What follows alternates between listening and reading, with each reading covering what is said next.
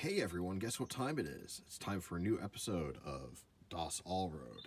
Today we're doing the most mundane chore ever. We're replacing our air filter because the one that's in there is probably a little hosed.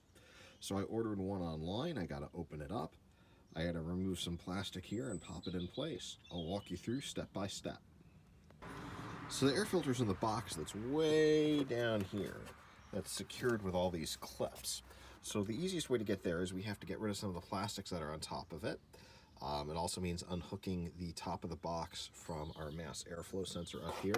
And unfortunately, these hoses we can't do much with, so we got to work around them.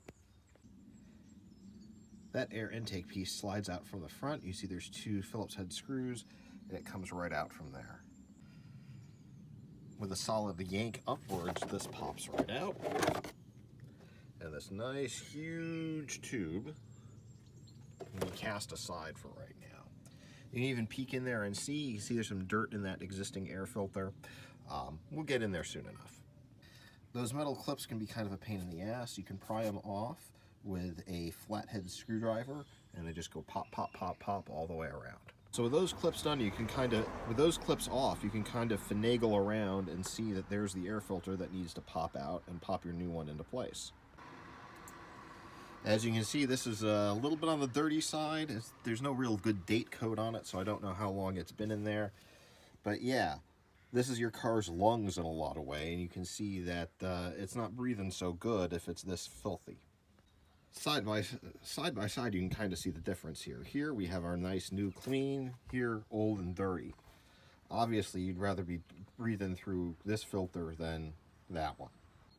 So using your screwdriver, you can pop that back on top. I need two hands to do that, unfortunately, and one of them can only hold the camera at a time. So with our clamps back in place, the next step is to pop that plastic back in and then screw it in place. Easy enough to do, it's just a little muscle. Applying some pressure to the pipe here to push it in so that the holes all line up. You can see that the tabs where the screws go in, let me focus on that a little bit. Those all line up and the holes all line up, and you just screw it back together. I already started that bad boy. Ta-da! Now it looks as good as, well, I wouldn't say as good as new. There's a little corrosion and whatnot because it is a 15-year-old car. I do have one more beauty piece that's in the back. That's a piece of plastic that goes into these bad boy clips here, and it's like these, plastic pieces that make the motor look extra pretty.